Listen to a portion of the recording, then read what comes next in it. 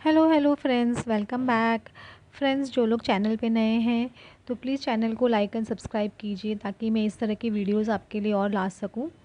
Friends, आप जो भी वॉच करें, मुझे पता है कि आप लोग सब एक ट्विन सोल डेफिनेटली हो। अगर आप लोग के मन में ये डाउट सबसे ज़्यादा आ रहा है तो ये डाउट निकाल दीजिए, क्योंकि अगर ये वीडियो आपके सामने आ रहा है तो एक रीज़न है यूनिवर्स का आपको इस वीडियो की तरफ खींचने का, क्यों आप एक प्योर सोल 100% हो, ये फॉर श्योर है। समझ रहे हो। अब मैं आप लोगों के कुछ बहुत इंपॉर्टेंट डाउट्स क्लियर करूँगी इस जर्नी में जो आप लोगों को होते हैं। तो फर्स्ट क्वेश्चन ये मुझे काफ़ी लोग पूछा किसी ने लास्ट वीडियो देख के कि मैम हमें कैसे पता चलेगा कि हमें यिंग एनर्जी में आना है। फेमिनाइन जो एनर्जी चेस कर रही है वो कभी भी यिंग एनर्जी होती है, समझ रहे हो, और जो रन कर रहे हो वो यांग एनर्जी होती है, लेकिन वो डिसॉर्शन में होती है जब वो रन करती है। जब वो डिवाइन बन जाती है तो ना मैस्कुलिन रन करते हैं ना फेमिनाइन चेस करती है, ये याद रखिए। ये जो मुझे जैसे आप लोगों ने क्वेश्चन पूछा था कि यिंग एनर्जी में फेमिनाइन एनर्जी में हमें कब आना है कम्प्लीटली, मैं आप लोगों को ये बता रही हूँ। फ्रेंड्स, जैसे आप लोग को मैं ये जर्नी में कितने साल हो गए वो नहीं बोल रही हूँ, कितने लोगों को हो सकता है आपकी जर्नी 4 साल हो गए, 5 साल हो गए, 7 साल हो गए, लेकिन आपको इनर वर्क कब से पता चला, आपको कब से पता चला कि आप ये ट्विन जर्नी में कब से हो। जब से आप इनर वर्क करना स्टार्ट करते हो वहाँ से हम आपका पीरियड काउंट कर रहे हैं। तो जहाँ से आपको इनर वर्क पता चला, आप करना स्टार्ट करे हो, वहाँ से अगर आपको करते हुए 2 साल 3 साल, किसी किसी को 4 या 5 साल हो चुके हैं, तो वहाँ आपको पता चलेगा कि आप कितने बैलेंस्ड हो गए हो। समझ रहे हो, अगर आप बैलेंस्ड एनर्जी में आ गए हो, आपके ट्विन आपको ट्रिगर करना बंद कर दिए या आप अपने ट्विन को ट्रिगर करना बंद कर चुके हो, अभी आप लोगों की लाइफ में वो ट्रिगर वाली एनर्जी ज़रा भी नहीं है। एक पीस एंड कामनेस डेफिनेटली एक दोनों के बीच में आप फील कर पाते हो। और एक है ना, एक है हाँ कि आपको एक लग रहा है कि हाँ अभी आपको इतनी ज़्यादा ऑब्सेशन एनर्जी नहीं है। डेफिनेटली एक आपको अपने पर्सन को भूल नहीं सकते हो, क्योंकि आपके दोनों के बीच में एक वो बॉन्ड ही इस तरह के आप एक दूसरे को भूल नहीं सकते हो, लेकिन एक ऑब्सेशन वाली एनर्जी आप लोगों की ख़त्म हो चुकी है। और आप अपनी लाइफ में बहुत ज़्यादा ग्रोथ कर रहे हो, आप अपने फाइनेंशियल एक्सपेक्ट पे वर्क कर रहे हो और आपकी फाइनेंशियल ग्रोथ बहुत स्ट्रांगली हो रही है। आपकी मैनिफेस्टेशंस काफ़ी हो रही है आपकी लाइफ में, जो आप चाहते हो मटेरियल अबंडेंस को लेके, फैमिली को लेके, मतलब आपकी फैमिली लाइफ में भी आपके कार्मिक्स से आप लोगों के रिश्ते काफ़ी इम्प्रूव होने लग गए हैं या फिर वो आपसे दूर होने लग गए। तो ये चीज़ आपको बताएगी कि आपकी लाइफ में आप एक नए पड़ाव की तरफ बढ़ चुके हो। तब आपको उस वक्त अपनी फेमिनाइन एनर्जी में आना है।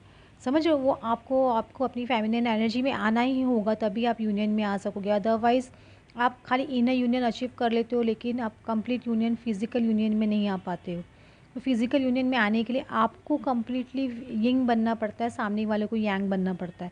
तो उसकी वजह से आपको अपनी यिंग एनर्जी में आना ही पड़ेगा। अगर आप लोग को पता नहीं भी चले, बिलीव मी, अगर आपको पता नहीं भी चले तो यूनिवर्स ऑटोमेटिकली ऐसा कुछ करेगा कि आपको पता चल जाए कि आपके ना आपकी या तो आपकी अनुलोम विलोम आप कर नहीं पा रहे हो, या आपका कुछ ना कुछ वर्क प्रेशर इतना बढ़ गया है कि आपकी हेल्थ या तो आपको सपोर्ट नहीं कर रही है उस वक्त, तो वो आपका या तो आपको इंटरेस्ट नहीं आ रहा है इनर वर्क में ज़रा भी, तो ये सब चीज़ आपको उस वक्त ऑटोमेटिकली आपकी यूनिवर्स स्टॉप कराएगा, क्योंकि आप एक डिवाइन जर्नी पे हो डेफिनेटली, और यूनिवर्स की गाइडेंस में ही कम्प्लीटली चल रहे हो। आपके साथ में जो कुछ भी हो रहा है, बिलीव मी, यूनिवर्स ने ही डिसाइड किया है। अगर आपके पर्सन अभी आपको अवॉइड कर रहे हैं तो ये यूनिवर्स का ही प्लान है, क्योंकि शायद आप लोग अभी साथ में आओ, आप लोग प्रिपेयर्ड नहीं हो, तो आप लोग का बहुत बुरी तरह से झगड़ा हो सकता है या फिर सेपरेशन हो सकता है, या आपके पर्सन अभी भी थर्ड पार्टी सिचुएशन में है, तो कहीं न कहीं उनके थर्ड पार्टी से अभी भी कार्मिक लेसन्स कुछ सीखने बाकी रह गए हैं, उसकी वजह से वो वहाँ पे है, या उनका ईगो अभी भी डाई डाउन नहीं हुआ है, उसकी वजह से है। तो ये सब चीज़ वहाँ पे हो रही, इसकी वजह से वो आपको सेपरेशन में रखा जाता है।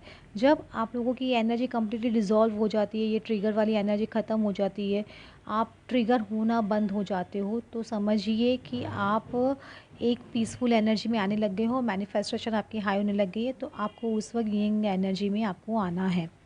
होप आप लोगों को क्लैरिटी मिली होगी ये सब ये सुनकर। और एक सेकंड क्वेश्चन कुछ लोग पूछते हैं कि ये हमारा कार्मिक है या हमारा ट्विन फ्लेम है या सोलमेट है, ये हमेशा हमें कन्फ्यूजन रहता है। हाँ, ये चीज़ कन्फ्यूजन हमेशा जर्नी के स्टार्टिंग से लेके एंड तक आपको, जब तक आप परमानेंट यूनियन में नहीं आते, आपको ये कन्फ्यूजन बना रहता है कि वो पर्सन आपका ट्विन फ्लेम है कि नहीं, कि आपका सोलमेट है कि नहीं, कहीं कार्मिक तो नहीं है, क्योंकि उनका नार्सिसिस्टिक बिहेवियर भी कभी कभी आपको लगता है कि ये पर्सन नार्सिसिस्टिक बिहेव कर रहे हैं। तो आपको ये डाउट आना बहुत लाज़मी है, समझ रहे हो, बहुत कॉमन है एक डाउट आना। ये याद रखिए फ्रेंड्स, अगर वो पर्सन आपके सोलमेट है, फर्स्ट ऑफ ऑल सोलमेट का बता रही हूँ, सोलमेट कभी भी आपसे झगड़ा बुरी तरह से नहीं करते, वो आपसे ज़्यादा देर दूर नहीं रह सकते, वो आपको मनाने की हर कोशिश करते हैं, वो कितना भी फाइट कर ले वो हमेशा आपके साथ में खड़े रहेंगे। सोलमेट ऐसे होते हैं। तो सोलमेट अगर वो आपसे भाग रहे हैं, आप चेज़ कर रहे हो, तो ये तो भूल ही जाओ कि वो आपके सोलमेट है। वो डेफ़िनेटली आप या तो आपके ट्विन हैं या कार्मिक है। अगर आपके वो कार्मिक है, तो आप वो आपके साथ में आ ही नहीं सकते इस लाइफ़ टाइम में आपके साथ में। वो आपसे ऑटोमेटिकली दूर होंगे, वो कुछ ना कुछ क भगवान उनको आपसे दूर कर देगा, या आपके लिए आपके मन में उनके लिए feelings completely day by day जैसे आप इनर वर्क करोगे एकदम कम हो जाएगी। आपको उनकी याद भी नहीं आएगी, आपको आप मूव ऑन बहुत ईज़िली हो जाओगे लाइफ़ में आगे चल के। जब आप उनसे साथ में आपका कार्मिक बॉन्ड ख़त्म हो जाएगा, आपका कार्मिक अकाउंट क्लियर हो जाएगा, तो आप ऑटोमेटिकली उनको भूलने लगोगे और वो भी आपको भूल जाएँगे और ऑटोमेटिकली छोड़ के चले जाएँगे। जब तक वो पर्सन के साथ में आपका कुछ कार्मिक अकाउंट है, वो आपको कुछ ना कुछ मैनिपुलेशन करते रहेंगे, आपकी तरफ आएँगे, बार-बार आपको बहलाने की कोशिश करेंगे, और जब बाद में जब आपका कार्मिक अकाउंट पूरा हो जाएगा, तो वो खुद ब खुद परेशान होके आपसे बहुत दूर चले जाएँगे।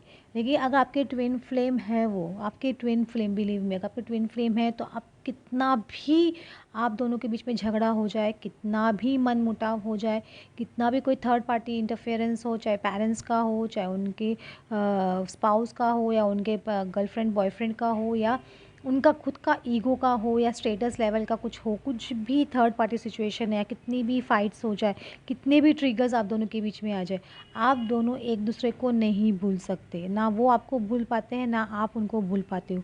ये बॉन्ड मतलब जितना आपके इनर वर्क करते जाते हो, जितनी जर्नी में आप आगे बढ़ते जाते हो, उतनी ही इंटेंसिटी और स्ट्रॉन्ग हो जाती है आप दोनों के बीच में।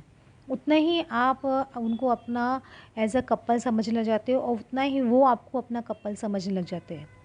इनको समझ में आ जाता है सामने वाले को कि हाँ, ये पर्सन के बगैर मैं नहीं रह सकता, ये पर्सन से ही मुझे स्ट्रेंथ मिलती है, ये पर्सन से ही मुझे एनर्जी मिलती है, ये पर्सन जब मुझे कांटेक्ट करता है, बात करता है, तभी मेरी वाइब्रेशंस चेंज होती है, पॉजिटिव होती है, हाई होती है। तो वही चीज़ आपके पर्सन भी ऑटोमेटिकली फ़ील करते हैं आपके लिए, समझ रहे हो? तो ये चीज़ आप फ़ील कर पाओगे आपके ट्विन फ्लेम के साथ में, और किसी के साथ में भी नहीं। आप जब ट्विन फ्लेम जर्नी में होते हो, आप सामने वाले की एनर्जी को बहुत क्लियरली फ़ील कर पाते हो, वो आपसे बहुत क्लियरली फ़ील कर पाते हैं। आपकी एक टेलीपैथिक बॉन्ड होती है, टेलीपैथिक कनेक्शन होता है। आपको उनके साथ में कुछ अच्छा हुआ, बुरा हुआ, आपको कुछ ना कुछ इंट्यूशन डेफ़िनेटली आता है, और वो यूनिवर्स आपको बताता भी है प्रूफ़ के साथ में। तो ये होता है ट्विन फ्लेम जर्नी का समझ रहे हो लक्षण। और कार्मिक्स आपके होंगे तो डेफ़िनेटली ऑटोमेटिकली चले जाएँगे, इसलिए बोलते हैं कि लेट गो करना सीखिए। अगर वो पर्सन आपका कार्मिक है, तो ऑटोमेटिकली आपकी लाइफ़ से चला जाएगा। ये अटैचमेंट मत क्रिएट कीजिए, क्योंकि अटैचमेंट जहाँ हम क्रिएट करते हैं, वहाँ फ़ियर आता है, वहाँ ऑब्सेशन आता है, ये याद रखिएगा। और ईगो, इसमें ईगो, आपका ईगो बहुत टेस्ट होता है, आपकी ईगो की डेथ बार-बार कराई जाती है अगर ट्विन फ्लेम जर्नी में हो तो। आपके पर्सन आपको बार-बार ट्रिगर इसलिए ही करते हैं कि ताकि आपकी ईगो की डेथ हो। आप भी उनको ट्रिगर करते हो, बिलीव मी, वहाँ ताकि वहाँ पे भी उनका ईगो डेथ हो, क्योंकि मैस्कुलिन्स जो मैट्रिक्स ट्विन फ्लेम्स होते हैं, उनका ईगो इतना ज़्यादा बड़ा होता है और इतने ज़्यादा नीचे लेवल पे वो रहते हैं, मतलब तो उनको खींचने में आपको बहुत टाइम लगता है, क्योंकि वो बहुत ज़्यादा बोलते हैं ना, डार्क लाइफ में जी रहे होते हैं, या तो कुछ लोग बहुत अल्कोहलिज्म में हैं, या कुछ बहुत ज़्यादा सेक्सुअल एक्टिविटीज़ में हैं, या कुछ बहुत मटीरियलिस्टिक चीज़ों के पीछे भाग रहे हैं, वो मैट्रिक्स ट्विन फ्लेम्स होते हैं। तो उनको आपको खींचने में, स्पिरिचुअल लेवल पे लाने में आपको बहुत एड़ी चौड़ी का दम लगाना पड़ता है, खींचना पड़ता है, क्योंकि आप प्योर सोल हो। आपको उनको खींचने में टाइम लगता है, इसलिए कितनी बार आप भी उनको खींचते खींचते थोड़ा नीचे आ जाते हो। आपको लगता है कि यार, मैं इस तरह से बिहेव क्यों कर रहा हूँ, मैं इस तरह से बिहेव क्यों कर रही हूँ, मैं उसके जैसे क्यों इस तरह से इतनी नीचे आ गई हूँ या नीचे आ गया हूँ, क्योंकि वो नीचे लेवल पे रहते हैं, तो कहीं ना कहीं वो आपको नीचे पुल कर लेते हैं।